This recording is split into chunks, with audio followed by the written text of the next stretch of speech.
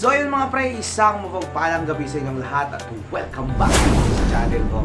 So yun mga pre, bilang isang fish keeper, napaka-importante ng buhay ng ating mga alaga.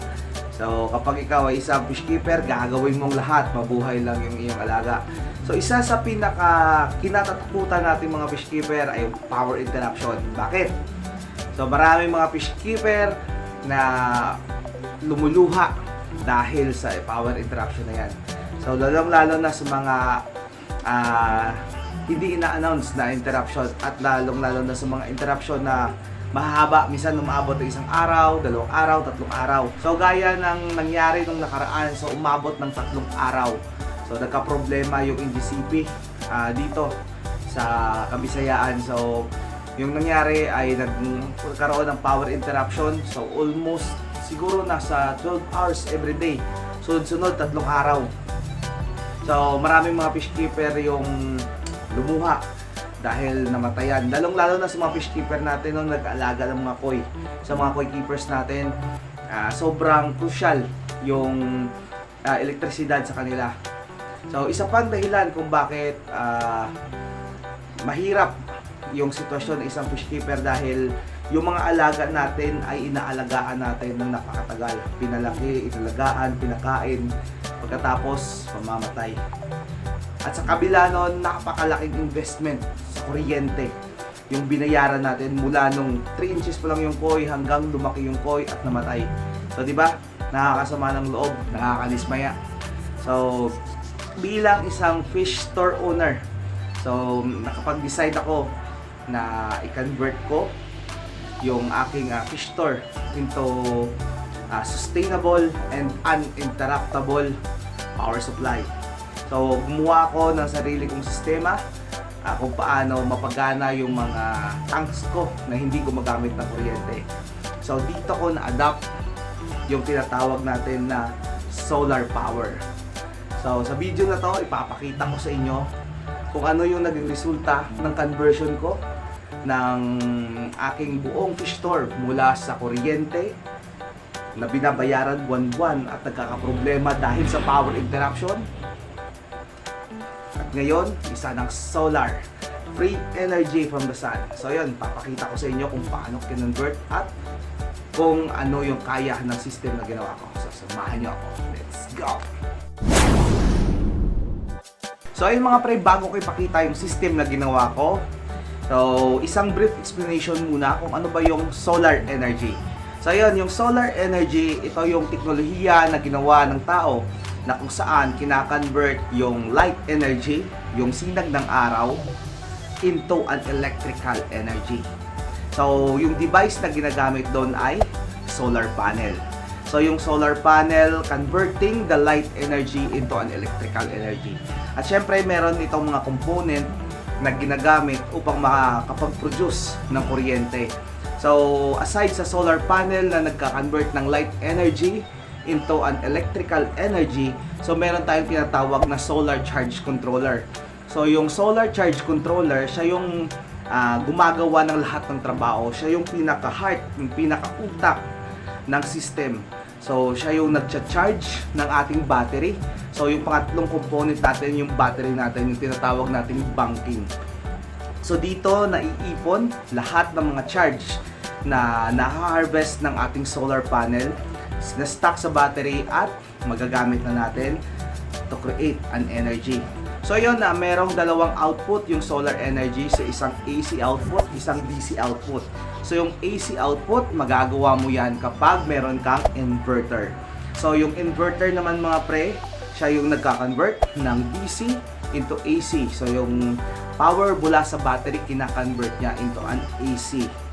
So alternating current.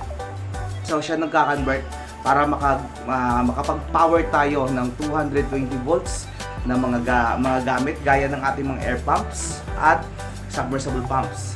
So sa case ko, napag-isipan ko na kapag gumamit ako ng AC dito sa aking fish store, so medyo malaki yung investment, malaki yung setup na kailangan ko to run my 17 aquariums dito sa likod.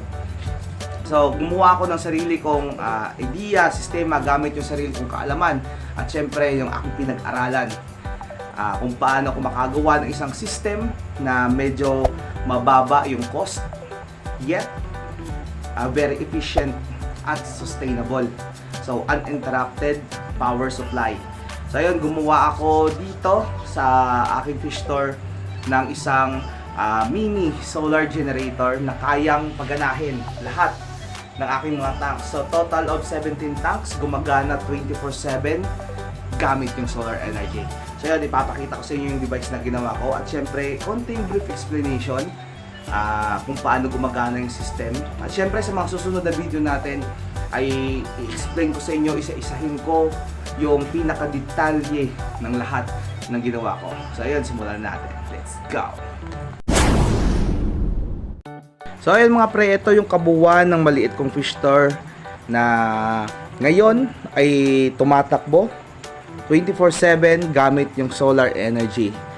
So, kung nakikita nyo, tingnan nyo yung lakas ng ating mga air pumps. So, ito yung ginagamit ko, yung luma kong air pump. So, dual air pump na dalawa. So, tingnan nyo, hindi na yan nakasaksak. Hindi na yan ginagamit sa ngayon. So, ito na yung system na ginawa ko. So, nakikita nyo sa loob ng Tupperware. So, DIY lang to mga pre. So, ito yung nagbibigay ng hangin sa ating mga tanks. So, itong system na ginawa ko ay i-detalye ko sa inyo sa susunod natin ng mga vlog. Pero ito, siguro familiar kayo sa dito. So, ito ay yung ating USB type na air pump. So, meron tayo ditong 4 na USB type air pump. So, yung USB type air pump ay gumagana lamang kapag meron kang 5 volts output, 5 volts DC. So, USB type yung supply nito. So, itong 4 na to, siya yung nagpapaandar ng lahat ng ating mga aquariums. So, ito ay powered by 12 volts DC. So, yun, ipapakita ko sa inyo yung ginawa natin. Let's go! So, ayun mga pre, ito yung mini solar power generator natin na kinustomize ko. So, DIY lang to mga pre. So, kung nakikita nyo, ngayon yung status niya ay nasa 60%, 12.6 volts. So, meron pa tayong 60%. So, ito'y gumagana buong araw, buong gabi. So, ngayon, dahil naka-on, lahat ng mga ilaw natin, ayan, tingnan nyo, dalawa pa yung ilaw ko dito.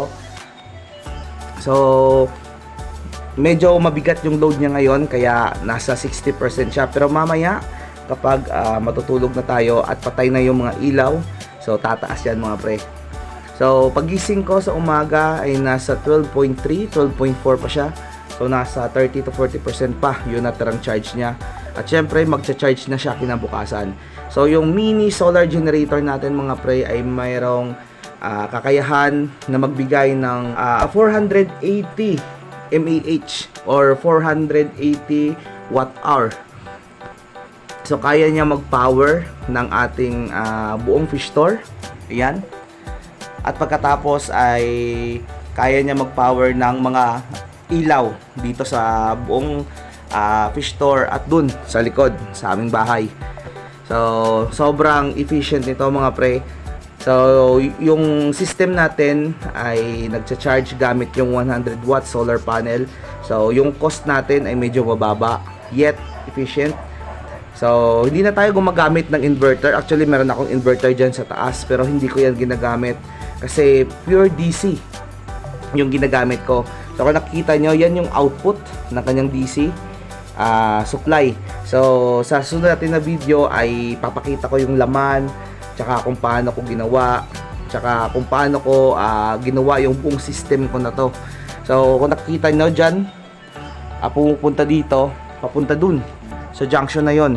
So, nandun yung supply niya, ayun no, sa puti na wire natin. So, yung dumadaloy dito ay 12 volts DC. Ayan. Dito, sa output na to ay 12 volts DC. So, gumagamit ako ng dual USB car charger na 5.0 hub. So, fast charger to mga pre, dual output. So, kung nakikita nyo, ayan o. Ito. So, kung nakikita nyo, dual output yan mga pre. So, isang car charger ay gumagana yung ito, yung dalawa natin na USB type air pump, sa kabila dalawa din. So kung ako yung tatanungin, yung kung ikukumpara ko yung lakas ng Haliya na 18 watts versus siguro nasa 6 nito. So mas malakas yung 6 na to. So imagine niyo, 4 yung ginagamit ko, kaya niyang i-power lahat ng mga tanks natin. Ayan, tingnan niyo, malalakas pa yung buga ng air pump natin. Ayan, nakikita niyo, ayan, oh. So malalakas yung buga ng air pump natin, lalong lalo na dito sa 4 na tank na to. Ayan, oh. So di ba, napaka-efficient. So imagine niyo mga pre, zero bill yung buong fish store natin. So ano yung medyo ma-expect nyo? So di ba, medyo maganda at saka laking tulong talaga, lalong lalo na sa mga katulad ko na nagnenegosyo. So yan, sa mga kahabi natin, no, na may balak na gawin o sundin yung ginawa ko. So abangan nyo sa mga next video natin. So iisa-isahin ko yung component na ginawa ko, at syempre yung rough estimate kung magkano yung nagastos ko para mapagana lahat ng mga aquariums natin sa ating mini fish store. So ayun mga pre, maraming salamat sa patuloy na pagsuporta at panood ng mga video natin. So kung nagustuhan nyo yung video na to at sa tingin mo ay nakatulong yung video na to, so pa-like naman sa video na to. At syempre, huwag mong kalimutan mag-comment down below para malaman ko kung hanggang saan naaabot yung video ko. So mga pre, huwag kalimutan na i-click yung subscribe button, pati na rin ang notification bell para update kayo sa mga susunod ko na video. So ayun mga pre, hanggang sa muli, maraming salamat. God bless us all and bye-bye.